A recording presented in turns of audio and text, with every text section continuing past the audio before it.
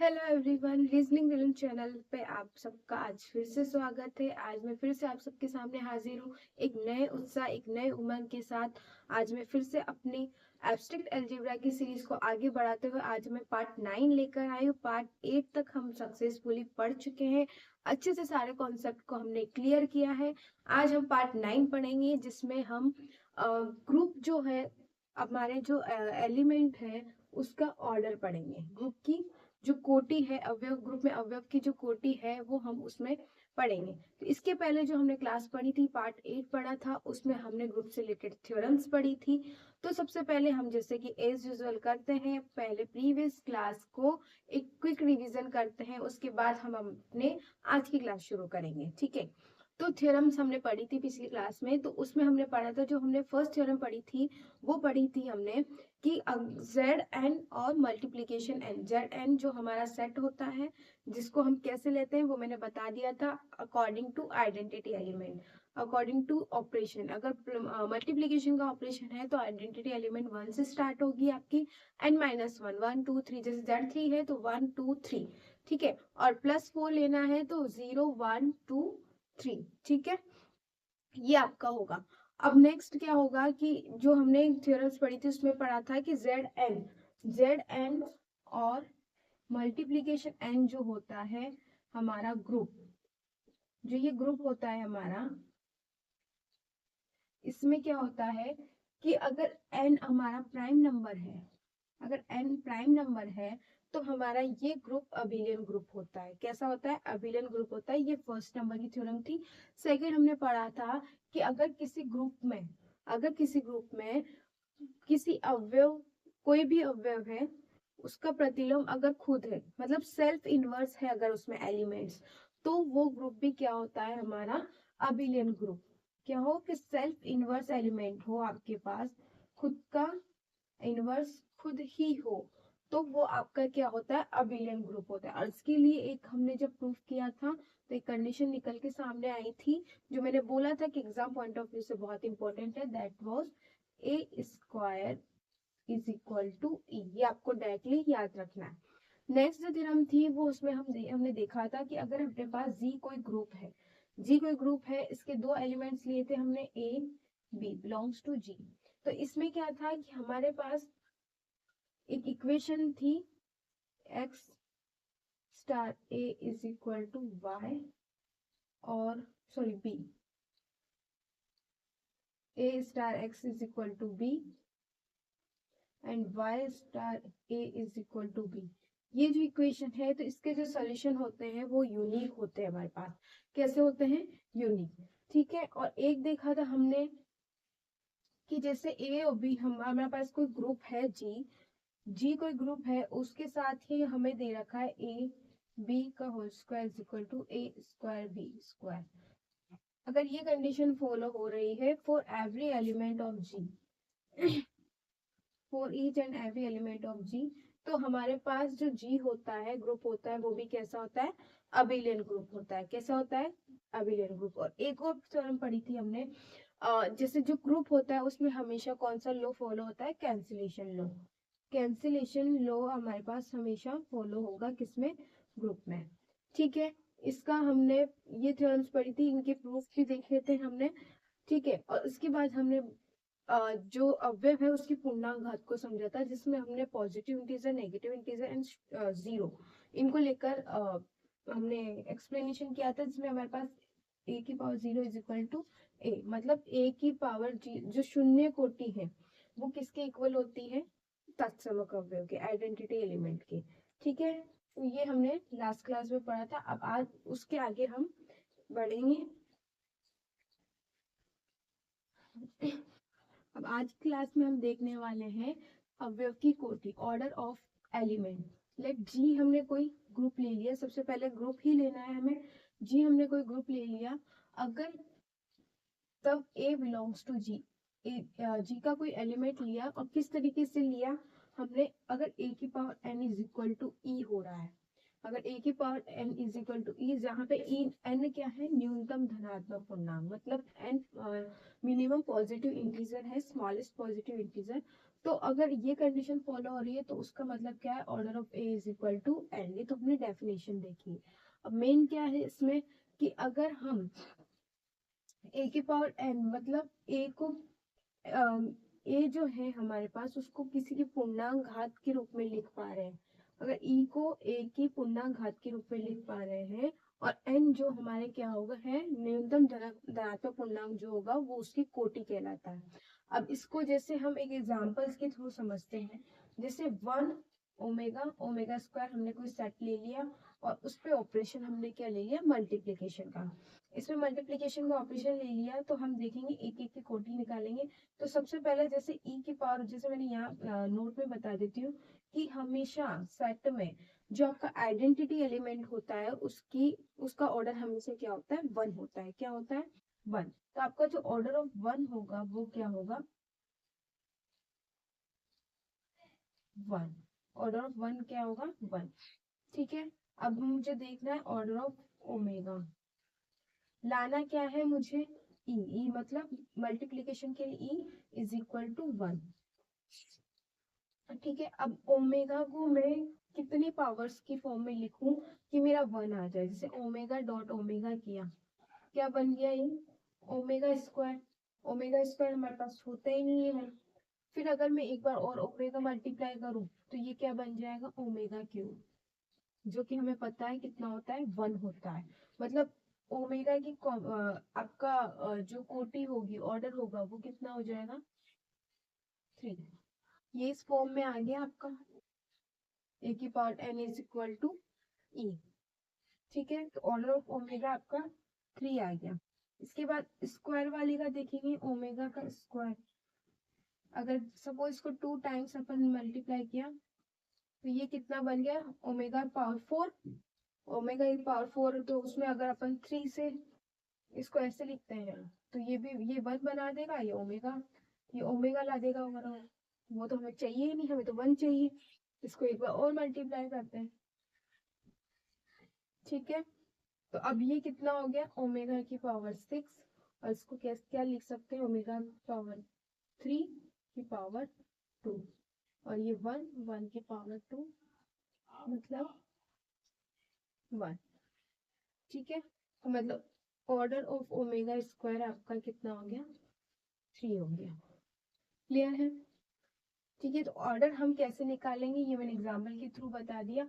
अब क्या होता है कि इस पे बेस्ड कुछ चीजें हैं जो हमें डायरेक्टली लर्न होनी चाहिए, कि आपका जो एलिमेंट कोई ग्रुप जी है, इसमें आपके एलिमेंट का ऑर्डर कभी भी आपके ग्रुप के ऑर्डर से ज्यादा नहीं होगा, या इक्वल हो सकता है पर ज्यादा नहीं होगा हमेशा। और एलिमेंट का ऑर्डर हमेशा ग्रुप के ऑर्डर से छोटा होगा या इक्वल होगा।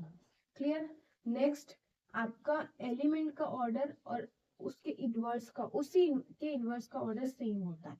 इनवर्स का ऑर्डर अलग निकालने की नीड नहीं होती, जो एलिमेंट का होगा वो इसके इनवर्स का ऑर्डर होगा। क्लियर है। नेक्स्ट है, हमेशा ऑर्डर ऑफ ए डिवाइड, इसको लिखते हैं order of a divides order of G. अवयव की कोटि का भाग हमेशा ग्रुप की कोटि में जाता है। तो हम देख रहे थे order of a divides order of G. ठीक है। हमेशा अवयव की कोटि का भाग ग्रुप की कोटि में जाएगा। ठीक है। नेक्स्ट, e की पावर 1 इज इक्वल टू ई, हमें तो इस फॉर्म में लिखना है, तो e को हम कैसे लिखेंगे, e की power 1 is equal to E, मतलब order of e is equal to 1। मतलब ग्रुप में आइडेंटिटी एलिमेंट ही ओनली एक ऐसा एलिमेंट होता है जिसकी कोटि क्या होती है, 1 होती है, और कोई हमें ऐसा एलिमेंट नहीं मिलेगा। ठीक है। तो अब एक बार फिर से एक बार देख लेते हैं ग्रुप अवयव की कोटि होती क्या है। अगर कुछ भी कोई ग्रुप है उसमें कोई हमने एलिमेंट लिया ए, इस तरीके से लिया, अगर उसको हम उसकी कोई हम ऐसे पूर्णांक घात लें कि हमें मिले क्या रिजल्ट है, एज ए रिजल्ट हमें ई मिल जाए, मतलब आइडेंटिटी एलिमेंट मिल जाए, और एन क्या हो, न्यूनतम धनात्मक पूर्णांक हो, तो हमारे पास जो n होगा वो a की कोटि होगी। और इसको हम कैसे लिख सकते हैं, जैसे सपोज मैंने लिखा a की power n is equal to E. a क्या है हमारे पास, g का कोई एलिमेंट, और n क्या है हमारे पास, z प्लस और n कह दो या z प्लस का पॉजिटिव इंटीजर। ठीक है, तो इससे हम क्या लिख सकते हैं कि ऑर्डर ऑफ ए हमारे पास क्या होता है, n होता है। ठीक है, आप इस स्टेटमेंट से ये भी लिख सकते हो और इससे ये भी लिख सकते हो। क्लियर है? उसके बाद हमेशा जो आपके एलिमेंट का जो ऑर्डर होगा आपके ग्रुप के ऑर्डर से कभी भी ज्यादा नहीं होगा, इक्वल हो सकता है बट ग्रेटर नहीं होगा। ठीक है, नेक्स्ट आपके एलिमेंट का ऑर्डर और आपके उस एलिमेंट के इनवर्स का ऑर्डर दोनों सेम होता है। इसके नेक्स्ट आपका एलिमेंट का ऑर्डर हमेशा डिवाइड करेगा आपके ग्रुप के ऑर्डर को। क्लियर? और नेक्स्ट है कि हमेशा ग्रुप में आइडेंटिटी एलिमेंट का जो ऑर्डर होता है वो हमेशा 1 होता है। क्लियर? तो आप स्क्रीनशॉट ले लीजिए, इसके बाद हम आगे देखते हैं।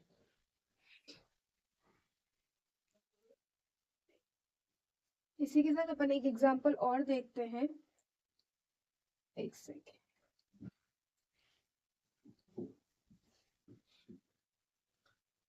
Z4 + 4, तो अब सबसे पहले हम Z4 सेट लिखेंगे।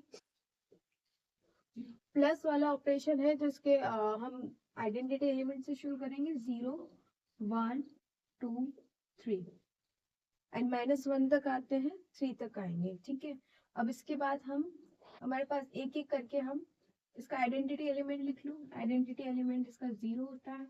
ठीक है, अब एक एक करके हम सबकी का ऑर्डर लिखेंगे।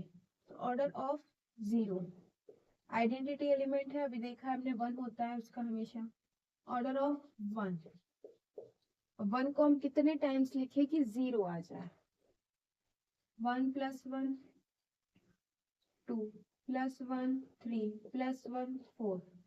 अब हमने यहाँ पे वो समशेष वर्ग मॉड्यूलो वाला आपका कॉन्सेप्ट लगेगा। याद हो तो ठीक है, नहीं हो तो एक बार रिकॉल कर लेते हैं। जैसे अगर +4 है, Z4 और +4 है, तो सबसे पहले हमारे पास अगर 1 है या 2 ले लो, 2 + 2 करेंगे कितना आएगा, 4। ठीक है, अगर आपका ये नंबर n से बड़ा आ रहा है या फिर इक्वल आ रहा है, तो आपका जो आंसर होता है वो आपका रिमाइंडर होता है। क्या होता है? रिमाइंडर। अगर ये 4 n से बड़ा या बराबर आ जाए तो ठीक है, और अगर ये लेस आ जाए, यहाँ पे जो नंबर आएगा वो less is equal to n हो, लेस हो, तो आपका जो आंसर होगा वो आपका यही नंबर होगा। ठीक है, सेम नंबर रहेगा। तो इसमें देखते हैं, इससे पहले 1 + 1 किया तो आपका 2 आया, 2 4 से छोटा है। ठीक है, तो 2 4 से छोटा है तो आंसर 2 ही रहेगा। ठीक है, फिर अगेन +1 किया, 3 भी 4 से छोटा है, +1 किया, 4 4 के बराबर है, तो आंसर क्या आएगा, रिमाइंडर आएगा। मतलब 4 से डिवाइड करेंगे तो आंसर आपका कितना आ जाएगा, 4 + 4 करेंगे, इसमें लिख रही हूँ ओनली ना एलिब्रेट करके, तो रिमाइंडर आपका रहेगा 0। रिमाइंडर 0 आ गया, मतलब आंसर इज 0। तो ऑर्डर ऑफ 1 आपका कितना आ जाएगा, 4 टाइम्स लिखा, इसलिए इसको आप ऐसे भी लिख सकते हो, 1 की पावर 4 इज इक्वल टू 0। ठीक है, नेक्स्ट देखेंगे ऑर्डर ऑफ 2। अब इसको 2 + 2 किया, 4/4 करेंगे, 0 आ जाएगा। ठीक है, तो ऑर्डर ऑफ 2 कितना हो गया आपका, 2। ऑर्डर ऑफ 3 देखेंगे, 3 + 3 करेंगे, 6/4, रिमाइंडर इज 2, नहीं आया। Again +3, 9/4, reminder is 1। ठीक है, फिर नहीं आया। Again 3, 12/4, reminder is 0। रिमाइंडर क्या हो गया, 0 हो गया। तो आपका ऑर्डर ऑफ 3 कितना हो गया, 4। ठीक है, इस तरीके से आपको ऑर्डर निकालना है। एक एग्जांपल और देख लेते हैं।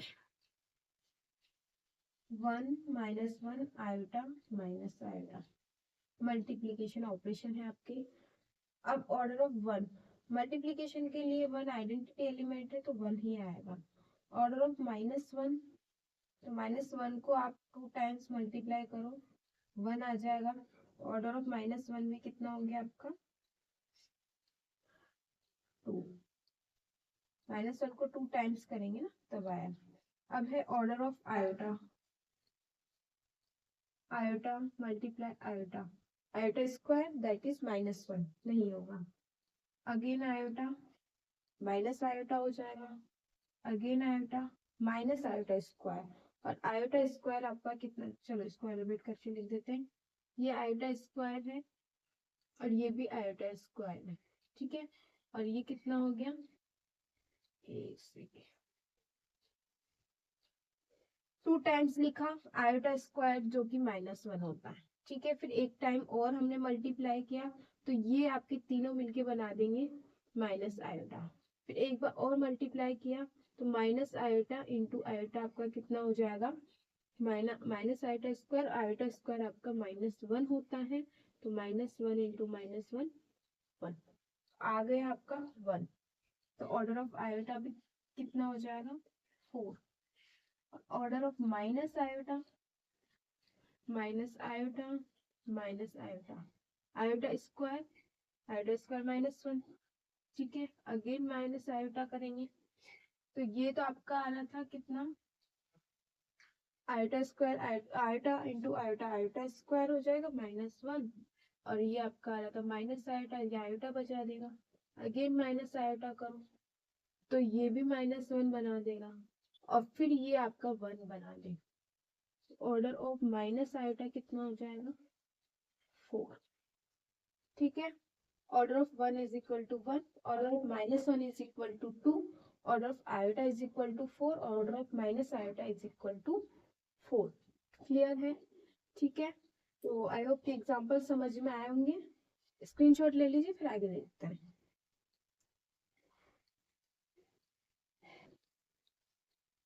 इसके बाद हम कुछ एग्जांपल्स और देखते हैं। z प्लस हमारे पास कोई सेट है, ठीक है ना। इसमें आएंगे आपके +-1 +-2 +-3, सॉरी 0 भी है, ठीक है। प्लस के लिए तो सबसे पहले हम ऑर्डर लिखेंगे, order of 0 is equal to, हमारा पता है हमें 1 होगा क्योंकि आइडेंटिटी एलिमेंट है। ई कितना है यहाँ पे 0, प्लस ऑपरेशन है, प्लस ऑपरेशन के लिए ई 0, तो हमें ये तो सबसे पहले पता होता है, इसको सबसे पहले लिख लो। अब बाकी को देखते हैं। अगर मैं ऑर्डर ऑफ 1 लिखूं तो मुझे 1 + 1 + 1 कितने बार करूं कि मुझे 0 मिल जाए।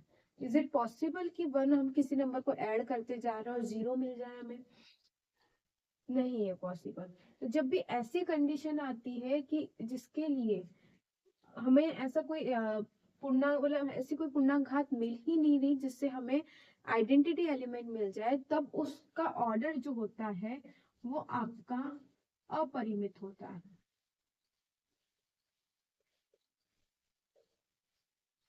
मतलब इस सेट में z में ओनली 0 की हमें आपको ऑर्डर मिलेगा, इसके अलावा सभी जो आपके नंबर्स हैं, डिजिट्स हैं, उन सबका ऑर्डर आपका क्या होगा, अपरिमित होगा, इनफाइनाइट होगा। क्लियर है, मतलब फॉर रिमेनिंग ऑल, जितने भी बचे हुए हैं सबकी कोटि क्या हो जाएगी, अपरिमित हो जाएगी।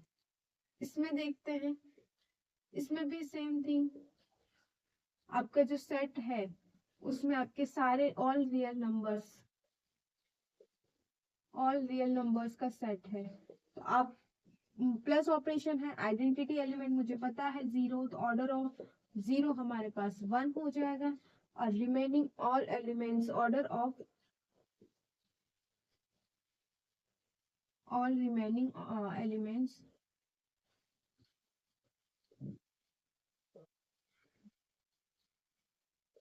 Is infinite.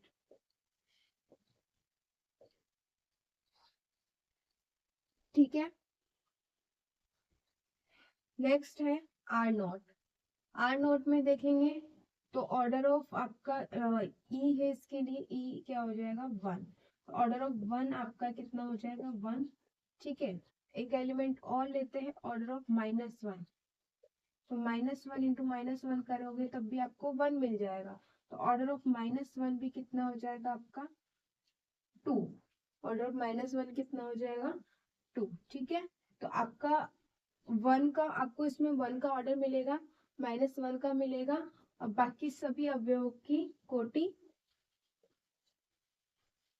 सभी अवयवों की कोटि अपरिमित।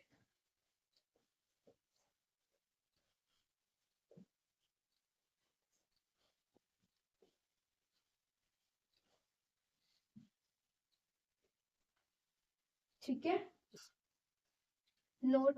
अब इसी को बात को हम नोट में लिख लेते हैं। यदि ऐसा कोई धन पूर्णांक विद्यमान ना हो जिसके लिए क्या हो, ए की power n is equal to e, तो ऑर्डर ए को अपरिमित कहा जाता है।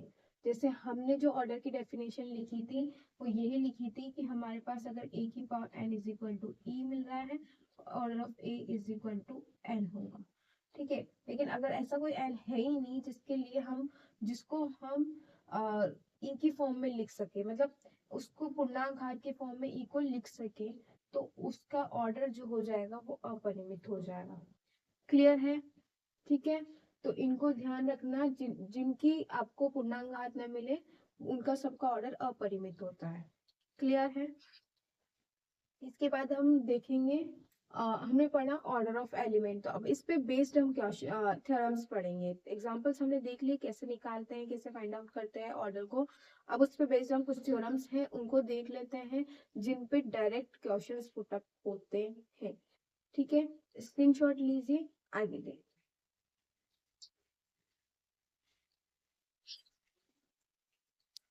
अब इस पे बेस्ड हम थ्योरम्स देख लेते हैं। जैसे कोई ग्रुप है जी, उसका कोई एलिमेंट ले लिया ए। ठीक है, अब order of A is equal to N given है, इसका मतलब हम क्या लिख सकते हैं, ए की power N is equal to e, ये हमें पता है।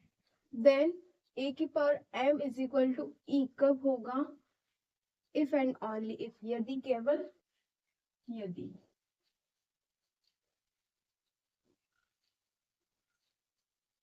M is multiple of n. क्या कह रहा है आप खुद सोचना देखना, अगर ए की power N is equal to ई है, तो ए की power m is equal to e कब होगा, जब एम एन का मल्टीपल हो। अभी जब मैंने कोटि पढ़ाई थी तब मैंने ये बोला था कि इसकी को एक न्यूनतम धन पूर्णांक है, एन यहाँ पे क्या आता है, न्यूनतम धन पूर्णांक। ऐसा नहीं है कि और कोई पूर्णांक नहीं आएगा जिसकी फॉर्म में हम इसको लिख सके। जैसे मान लो ए की कोटि आपके पास कितनी है 4, मतलब ए की पावर 4 लिखने पर आपका ई मिल रहा है। ए की पावर आपका 8 पर भी ई मिलेगा, ए की पावर आपको 12 पर भी ई मिलेगा, 16 पर भी ई मिलेगा, मिलेगा। तो मतलब ऐसा नहीं है कि एन के अदर कोई ऐसा इंटीजर मिलेगा ही नहीं जिसके लिए हमें ई ना मिले। यहाँ पे एन ओनली स्मॉलेस्ट है, सबसे छोटा लिया है यहाँ पे ऑर्डर की फॉर्म में। ठीक है, तो ये भी पॉसिबल है, ये भी पॉसिबल है, ये भी पॉसिबल है, बट कंडीशन क्या आ गई कि 4, 8, 12, 16 ये सब क्या है, 4 के मल्टीपल्स है। मतलब अगर मैं इसको, ये n है तो ये मेरा m है, ये भी हो सकता है m, ये भी हो सकता है, और m ये भी हो सकता है। तो n क्या है, मल्टीपल है किसका, m का। क्लियर है? तो यही इस स्टेटमेंट में बोला गया है, अगर order of A is equal to N है, मतलब ए की power N is equal to ई है, तो ए की power m is equal to e कब होगा, जब एन एम का मल्टीपल होगा। क्लियर है? ठीक है, नेक्स्ट। किसी अवयव ए के लिए किसी पूर्णांक घात की कोटि ए की कोटि से अधिक नहीं होनी चाहिए। अब ये क्या चीज है, जैसे अभी हमने लास्ट एग्जांपल पढ़ा था, ये वाला एग्जांपल लिया था हमने 1 ओमेगा ओमेगा स्क्वायर का। तो मैंने ऑर्डर ऑफ 1 देखा था, हमने कितना आया था 1। ऑर्डर ऑफ ओमेगा हमारे पास कितना आया था 3। ठीक है, और ओमेगा स्क्वायर हमारे पास कितना आया था, ये ये भी 3 था। ठीक है, ये 4 और 6, और 6 को हमने ओमेगा पावर 3 की पावर 2 लिखा था। ठीक है, तो इसका ऑर्डर और इसका ऑर्डर क्या है, सेम है, लेकिन इसका ऑर्डर कभी भी इसके ऑर्डर से ज्यादा नहीं हो सकता। यही लिखा है कि अगर कोई एलिमेंट ए है तो इसके कोई पूर्णांक घात ले लो, जैसे ए स्क्वायर ले लिया, ए क्यूब ले लिया, ए 4 ले लिया, कुछ भी लो, इनका जो ऑर्डर आएगा ए के ऑर्डर से ज्यादा नहीं आएगा। इक्वल आ सकता है बट ज्यादा नहीं होगा, यही स्टेटमेंट में लिखा है। ठीक है, अब एक नोट और बता देते हैं।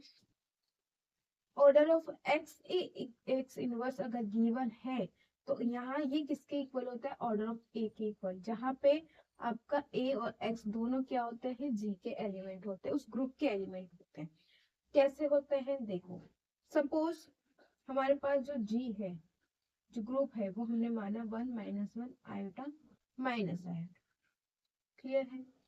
ठीक है, अब मुझे पता है 1 का इनवर्स क्या होता है, इनवर्स 1 का होता है आपका 1, -1 का होता है -1, आयोटा का होता है माइनस आयोटा, माइनस आयोटा का होता है आयोटा। ये आपके इनवर्स होते हैं। ठीक है, सपोज मैंने a बराबर ले लिया आयोटा और x इज इक्वल टू ले लिया माइनस आयोटा। ठीक है, अब इस फॉर्म में लिखते हैं। ऑर्डर ऑफ x कितना है, x आपका है माइनस आयोटा, a आपका है आयोटा, और यहाँ पे x का इनवर्स कितना है, माइनस आयोटा, x का इनवर्स सॉरी आयोटा। x की जगह लिखा माइनस आयोटा, a की जगह आयोटा, और x का जो इनवर्स है मतलब प्रतिलोम जो है वो कितना है, आयोटा, माइनस आयोटा का प्रतिलोम आयोटा। अब इसको सॉल्व करते हैं। आयोटा आयोटा आयोटा स्क्वायर,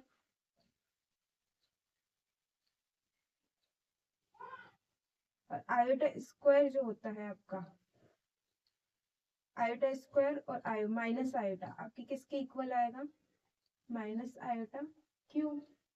मतलब इसको आप क्या लिख सकते हैं, जैसे आयोटा और आयोटा स्क्वायर गिवन है तो आयोटा स्क्वायर आपका -1 और ये माइनस आयोटा, तो ये किसके इक्वल आ गया, आयोटा के इक्वल। किसके इक्वल आ गया, ऑर्डर ऑफ आयोटा। तो यही तो लिखा, ये किसके इक्वल आया आपका, बीच वाले जो एलिमेंट है उसके ऑर्डर के इक्वल। तो ये जो है एक्स इनवर्स जो होता है हमारे, वो किसके इक्वल होता है, जो बीच वाला एलिमेंट है उसके ऑर्डर के इक्वल होता है। ठीक है, तीनों को एक बार फिर ब्रीफ व्यू दे देते हैं। अगर ए की किसी ग्रुप में कोई एलिमेंट ले लिया ए, अगर ए की power n is equal to ई है, और अगर ए की power m is equal to e भी हो रहा है, तो डेफिनेट कंडीशन है यहाँ पे कि n is a multiple of m, n m का मल्टीपल होगा। सेकंड है, अगर कोई एलिमेंट लिया a, ठीक है, तो a की कोई पूर्णांक घात, सपोज वो पूर्णांक घात k हो गई, क्या k, ठीक है ना, तो उसका जो ऑर्डर होगा, ऑर्डर ऑफ ए की पावर के, वो कभी भी ऑर्डर ऑफ ए से ज्यादा नहीं होगा। ठीक है, order of k will be always less than in equal to order of a, हमेशा यही कंडीशन होगी, ग्रेटर कभी नहीं होगा। ठीक है, अगर order of X A X inverse है तो हमारे पास ये किसके इक्वल आता है, ऑर्डर ऑफ ए के इक्वल, जहाँ पे क्या होता है, ए और एक्स जी के एलिमेंट्स होते हैं। ठीक है, अब इस पे बेस्ड हम कुछ एग्जांपल्स देख लेते हैं और एक दो थ्योरम और है वो उनको भी कंप्लीट कर लेते हैं।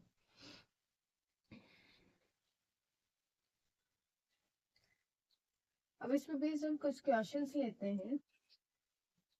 जैसे अगर बहुत इंपॉर्टेंट क्वेश्चन है, आया हुआ भी है, यदि order of A is equal to n है and order of A inverse is equal to m है, तथा ऑर्डर ऑफ ए और ऑर्डर ऑफ ए इनवर्स क्या है, इक्वल हो है, तो इसके लिए निम्न में से कौन सी कंडीशंस ट्रू होगी, ये आपको बताना है।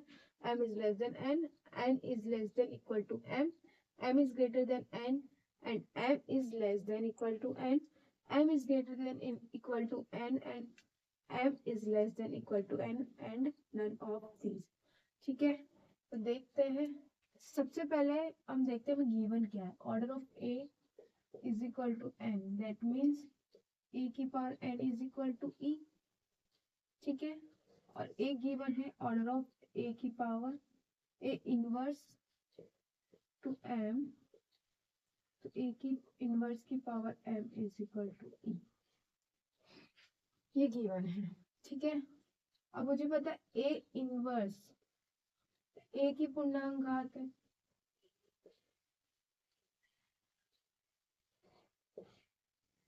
और अभी रिसेंटली हमने लास्ट स्लाइड में पढ़ा है कि ए की पूर्णांक घात की कोटि जो होती है ए की कोटि से कभी भी ज्यादा नहीं होती।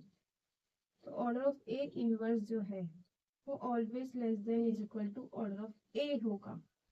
और ऑर्डर ऑफ ए इनवर्स क्या है हमारे पास, एम, और ऑर्डर ऑफ ए क्या है, एन। ठीक है, तो M is less than equal to N, जो प्रीवियस हमने थ्योरम पढ़ी है उसी पर बेस्ड है ये। ए की ए इनवर्स ए की पूर्णांक घात है, और ए की पूर्णांक घात की कोटि कभी भी ए की कोटि से ज्यादा नहीं होती। सिमिलरली ए है, ए को हम क्या लिख सकते हैं, ए को इस तरीके से लिख सकते हैं। ठीक है, मतलब यहाँ पे भी क्या है, ए इनवर्स की पूर्णांक घात की कोटि ए के बराबर है, ए इनवर्स की पूर्णांक घात -1 है। पूर्णांक घात क्या है, -1। ठीक है, इसको इस तरीके से लिखो,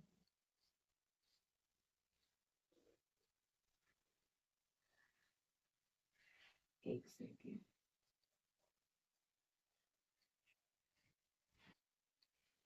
ए इनवर्स की पूर्णांक घात है।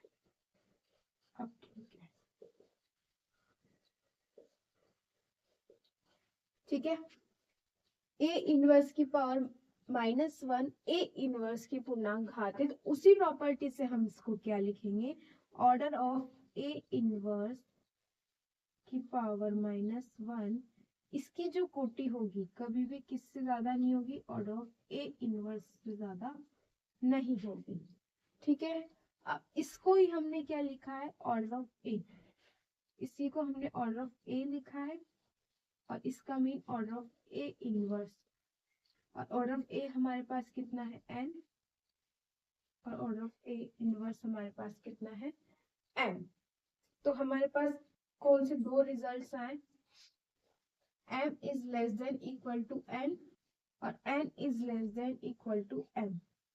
तब देखेंगे इसमें दोनों में इक्वल नहीं है, इसमें इक्वल है, M is greater than equal to N, और M is less than equal to N, तो C will be our answer. ठीक है, कुछ नहीं, एक ही प्रॉपर्टी फॉलो आई है इस क्वेश्चन में, फॉलो हुई है कि ए की पूर्णांक घात की कोटि ए की कोटि से ज्यादा नहीं होती है। ठीक है, नेक्स्ट है ग्रुप के अवयव एच व जी की कोटि क्रमशः 5 व 7 है, तब order of G H G inverse की कोटि क्या होगी।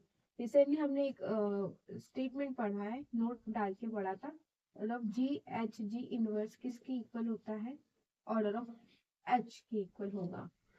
ये हमने पढ़ा था, order of X A X inverse, order of X sorry order of A के इक्वल होता है, तो इससे हमारे पास ये किसके इक्वल होगा, ऑर्डर ऑफ एच के इक्वल, और ऑर्डर ऑफ एच हमारे पास कितना है, 5, ऑर्डर ऑफ जी हमारे पास कितना है, 7, तो order of G H G inverse हमारे पास किसके इक्वल हो जाएगा, ऑर्डर ऑफ एच के विच इज 5। ठीक है, फिर नेक्स्ट देखते हैं हम, एक थ्योरम है, इंपॉर्टेंट है, if A belongs to G, A G group G का कोई एलिमेंट है, तो order of A is equal to N है, दैट मीन्स ए की power N is equal to ई है। तब ऑर्डर ऑफ ए की पावर एम किस, अगर फाइंड आउट करना है तो उसका क्या फॉर्मूला होता है, एन मतलब ए का ऑर्डर, और जीसीडी मतलब जीसीडी ग्रेटेस्ट कॉमन डिवीजर है आपका, मतलब एचसीएफ ही है। तो एम और एन का आप क्या निकाल लेंगे, एचसीएफ निकाल लेंगे, और इनको डिवाइडेशन करेंगे तो आपके पास ए की जो पावर है, ए की पावर एन, उसका ऑर्डर आप फाइंड आउट कर लेंगे। ठीक है, डायरेक्टली ये याद रखना पड़ेगा। इस पे बेस्ड क्वेश्चन भी डायरेक्ट पुटअप होते हैं, इसमें बेस्ड क्वेश्चन भी हम करेंगे बट वो नेक्स्ट क्लास में करेंगे। इस क्लास के लिए आज इतना ही। ठीक है, इन चीजों को आप एक बार देख लेना। थ्योरम्स है, इस पे बेस्ड क्वेश्चन भी करवाए हैं, और इस पे बेस्ड और क्वेश्चन भी अभी हम और करेंगे, तो आप उस बात का टेंशन मत लीजिए। ठीक है, तो आई होप कि आपको ये क्लास समझ में आई होगी। कोई डाउट है तो आप जरूर पूछिएगा। ठीक है, तो thank you for watching this video. Thank you once again.